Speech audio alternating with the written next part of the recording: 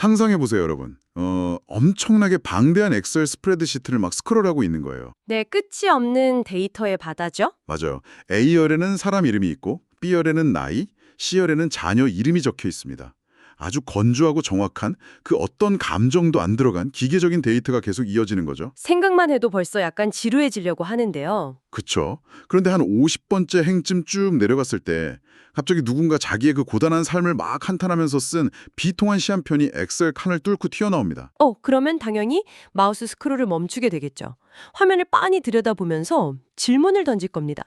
대체 이 삭막한 데이터들 사이에 왜 이렇게 감정적인 외침이 섞여 있는 거지 하고요. 바로 그겁니다. 여러분 환영합니다. 오늘 저희 심층 탐구의 목적지가 바로 그 기묘한 엑셀 파일 같은 텍스트거든요. 바로 창세기 5장의 계보입니다. 언뜻 보면 사실 이 고대 문화는 누가 언제 태어나서 몇백 년을 살고 죽었는지 그저 그걸 기록한 아주 지루한 명단처럼 보이잖아요. 네, 완전 명단이죠. 하지만 오늘 우리는 이 고대의 가계도를 전혀 다른 방식으로 한번 해독해 볼 겁니다. 건조한 명단 속에 숨겨진 거대한 생명의 리듬, 그리고 그 리듬을 아주 극적으로 파괴하는 미스테리한 예외들을 찾아낼 거거든요. 맞습니다. 창세기 5장은 그냥 단순한 족보가 아니에요. 족보의 형태를 빌려서 쓰인 아주 치밀한 신학적이고 문학적인 서사입니다. 서사요? 그러니까 그냥 나이만 나열한 게 아니라는 말씀이시죠? 네, 인류가 어떤 기원을 가지고 있는지, 또 그 시간이라는 무거운 짐을 어떻게 견뎌내고 있는지를 보여주는 굉장히 입체적인 텍스트입니다. 자, 그럼 본격적으로 이 내용을 하나씩 풀어보죠.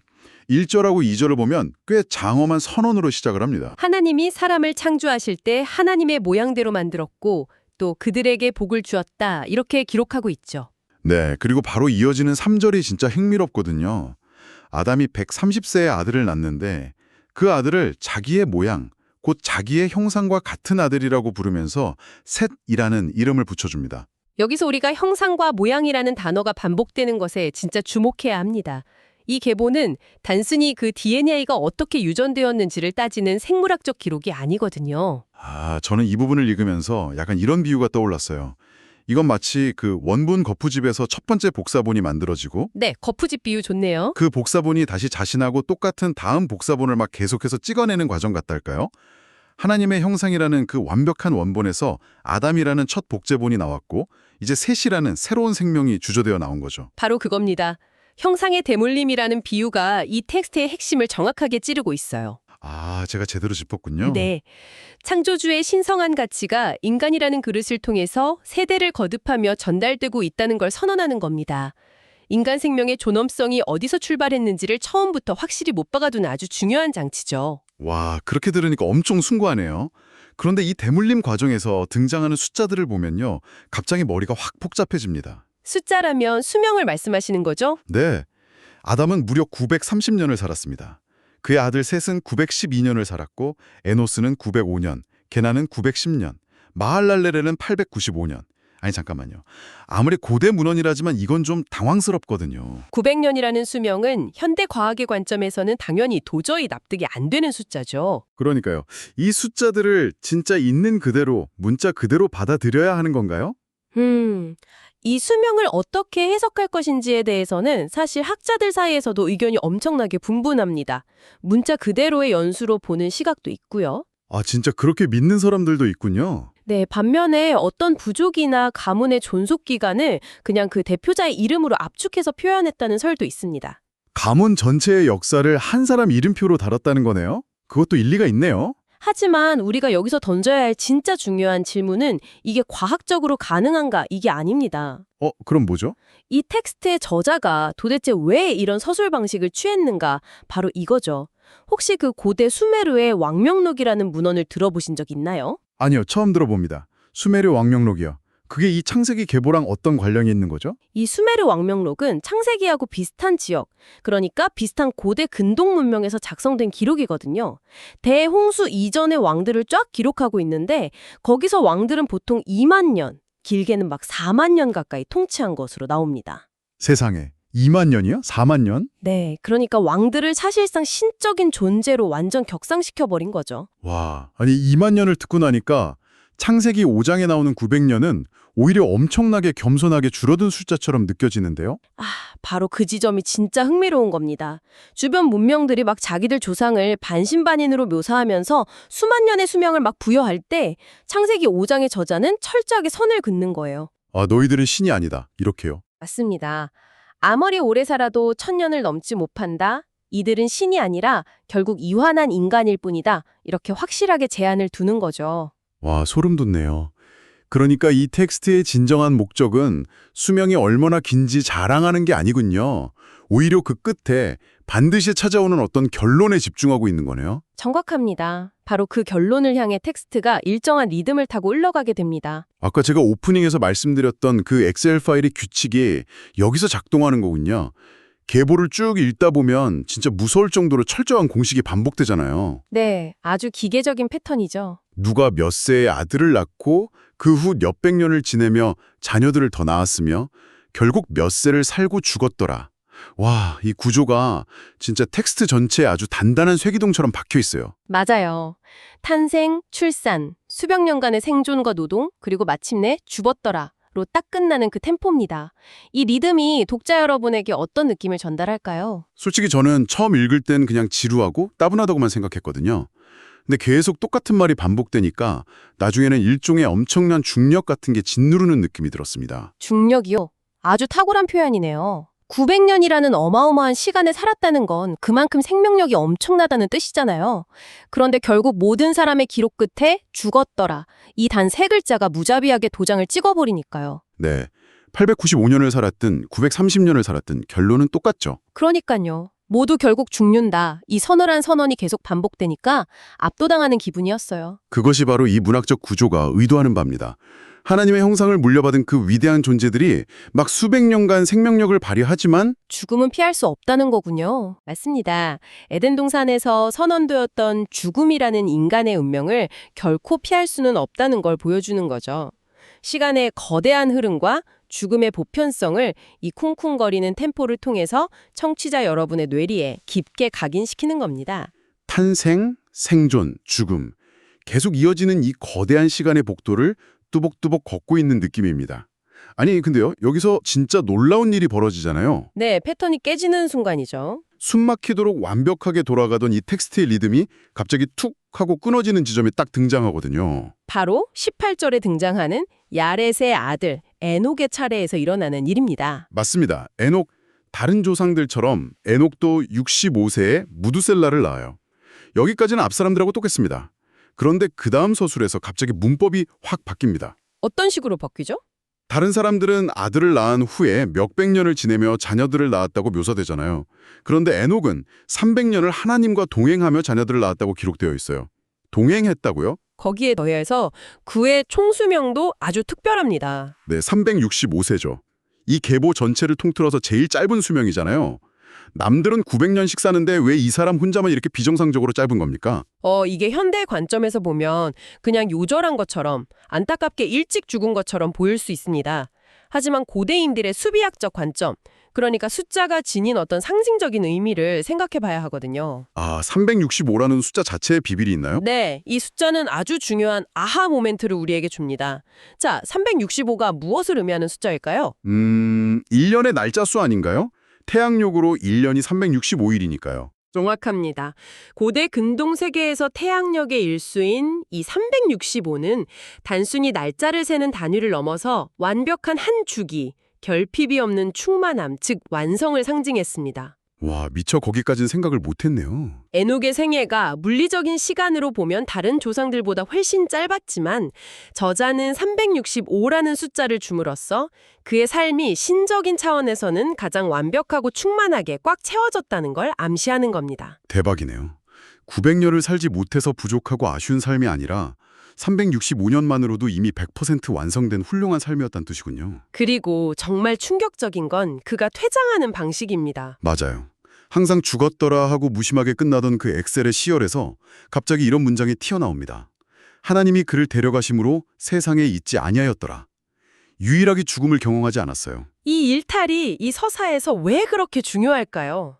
창세기 5장 전체를 지배하는 아주 무겁고 캄캄한 주제는 결국 모든 인간은 죽는다는 절망이었습니다. 네, 아까 말씀하신 그 피할 수 없는 중력이죠. 그런데 에녹의 이야기가 그 꽉 막힌 거대한 벽에 작은 균열을 확 내버리는 겁니다. 죽음이 인간의 절대적이고 최종적인 결말이 아닐 수도 있다는 것, 신과의 온전한 동행이 죽음의 굴레를 끊어낼 수 있다는 엄청난 가능성을 인류 역사상 처음으로 제시한 거죠. 수명은 제일 짧았지만 유일하게 죽음을 넘어선 자. 와, 이 모순이 진짜 압도적이네요. 네.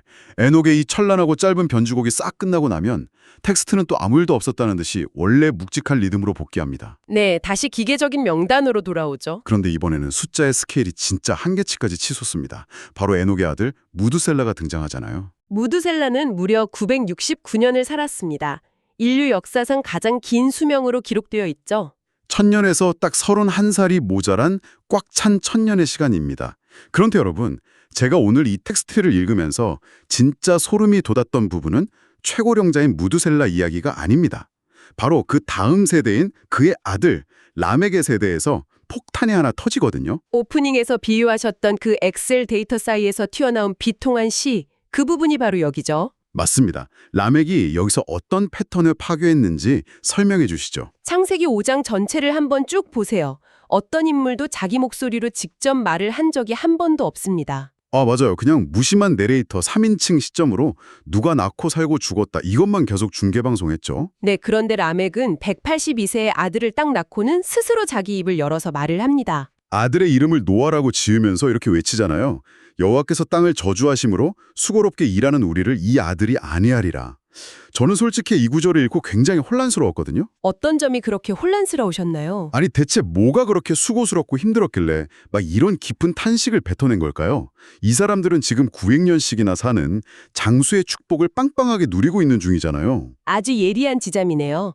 우리는 보통 장수라고 하면 현대적인 의미에서 은퇴하고 아주 편안하고 여유롭게 사는 그런 삶을 착각하기 쉽습니다. 네, 보통 100세 시대 축복이라고 하니까요. 하지만 이 라멕의 탄식이 어떤 의미인지 진짜 이해하려면 이들이 어떤 환경에 처해 있었는지 그 배경을 파헤쳐야 합니다. 라멕이 땅을 저주하심으로 라고 말한 대목에 아주 중요한 힌트가 있습니다. 땅의 저주요. 창세기 3장에서 인간이 에덴 동산에서 쫓겨날 때 받았던 형벌 말씀하시는 거죠. 네, 어떤 형벌이었는지 기억하십니까? 땅이 가시덤불이란 엉겅퀴를 낼 거고 이마에 땀을 뻘뻘 흘려야 겨우 먹을 것을 얻으리라. 뭐 그런 형벌이었죠. 바로 그겁니다. 고대의 그 척박한 환경을 한번 상상해 보세요. 트랙터 같은 농기계도 없던 시대에 그냥 맨손으로 돌밭을 일구면서 하루하루 생존해야 하는 그 끔찍한 고단함이요. 라멕의 시대는 아직 대홍수로 지형이 부드러워지거나 문명이 발전하기 훨씬 전입니다. 인간의 육체는 900년을 버틸 수 있을 만큼 엄청나게 강인했지만 그 기나긴 900년이라는 세월 내내 매일 흙먼지를 뒤집어쓰고 저주받은 땅하고 사투를 벌여야만 했던 겁니다. 세상에. 듣고 보니까 완전 생지옥이네요. 900년 동안 매일 아침 깨어나서 끝이 안 보이는 막노동을 계속해야 한다면 그건 축복이 아니라 거대한 형벌에 가깝겠습니다. 그렇습니다. 장수라는 것이 이들에게는 오히려 고통의 시간을 무한정 연장시키는 무서운 족쇄였던 셈이죠. 라멕의 그 짧은 한마디가 단순한 투정이 아니었군요. 수천 년 동안 억눌려왔던 고대 인류의 뼈저린 피로감? 그 고통이 한꺼번에 왁 폭발한 거네요. 제발 이 끔찍한 노동과 죽음의 굴레에서 우리를 좀 쉬게 해다오 라는 처절한 갈망이었던 겁니다. 그래서 아들의 이름을 위로, 안식이라는 뜻을 가진 노아라고 지은 것이죠. 노아, 위로라는 뜻이었군요. 라멕의 그 축 처진 무거운 어깨가 눈앞에 그려지는 것 같습니다. 그리고 라멕은 777세를 살고 죽습니다. 7이라는 완전수가 3번이나 겹치는 참 묘한 나이네요. 이제 계보의 마지막 종착지인 노아에게로 초점이 쫙 맞춰집니다. 노아의 기록에서도 눈여겨볼 만한 일탈이 있죠. 노아도 앞선 조상들처럼 아주 크게 패턴을 깨고 있거든요. 다른 조상들을 보면 진짜 빠르면 65세, 아무리 늦어도 180대 후반에는 첫 아들을 낳아서 다음 계보를 딱딱 이었습니다. 그렇죠. 그게 텍스트의 템포였으니까요. 그런데 노아는 무려 500세가 될 때까지 자녀에 대한 기록이 단 한 줄도 없습니다. 다른 조상들이라면 이미 손자의 손자까지 봤을 나이잖아요. 그런데 500세가 딱 된 후에야 갑자기 셈, 함, 야벳 이 세 아들을 한꺼번에 낳았다고 탁 기록되어 있어요. 굉장히 이례적인 딜레이죠. 왜 이렇게 아이를 늦게 낳은 걸까요? 여기에도 없이 아까 에녹처럼 무슨 숨겨진 상징이 있는 건가요? 이건 생물학적인 이유보다는 문학적이고 서사적인 장치로 접근해야 풀립니다. 앞서 우리가 이 텍스트가 아주 일정한 리듬을 가지고 있다고 계속 강조했죠. 네, 기로도 100살 안팎에서는 새 생명이 탁탁 태어나고 이어지던 그 촘촘한 기계적 템포요. 맞습니다. 그런데 그 일정한 템포 속에서 갑자기 500년이라는 기나긴 침묵이 텅 하고 발생한 겁니다. 이것은 이 글을 읽는 독자에게 엄청난 서사적 긴장감을 유발하는 장치예요. 아, 약간 폭풍전야의 고요함 같은 거군요. 무언가 엄청나게 거대한 사건이 터지기 직전에 막 숨을 들이마시고 정지해 있는 그런 상태 말이죠. 완벽한 표현입니다. 500년의 공백은 이 계보가 단순한 과거 명단으로 끝나는 게 아니라 인류에게 곧 다가올 전대미문의 거대한 변화, 그 격변을 향한 거대한 빌드업이었음을 암시하는 겁니다. 와, 닭살 돋네요. 그 변화가 라멕이 그토록 바랐던 진정한 위로가 될지 아니면 세상을 완전히 엎어버리는 끔찍한 심판이 될지는 노아의 시대를 다루는 다음 장들에서 본격적으로 밝혀지게 되죠. 계보는 바로 그 숨막히는 팽팽한 긴장감 속에서 끝을 맺습니다. 맞습니다. 오늘 우리는 창세기 5장의 계보라는 언뜻 보면 그저 지루하기 짝이 없는 고대인의 이름과 나이 목록을 완전히 새롭게 해독해 보았습니다.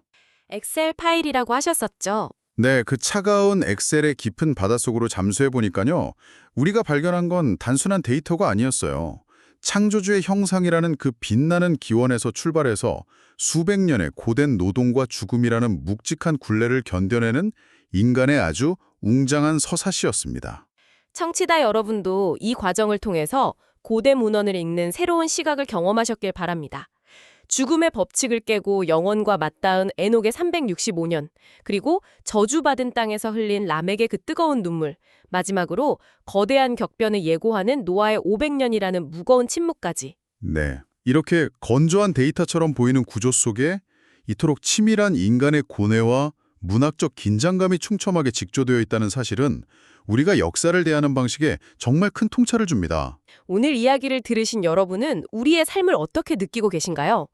우리 역시 어떻게 보면 현대사회라는 아주 거대한 스프레드시트 안에서 태어나고 일하고 각자의 나이를 먹어가면서 시간의 템포를 살아가고 있잖아요. 네, 우리 모두 각자의 행을 채우고 있죠. 여러분의 삶이라는 그 엑셀 행 안에는 지금 어떤 시가 쓰여지고 있습니까? 자, 오늘 탐구를 마치기 전에 여러분의 상상력을 막 자극할 마지막 질문을 하나 탁 던지고 싶습니다. 이 계보가 미처 다 말하지 않은 그 여백에 대한 이야기군요. 맞습니다.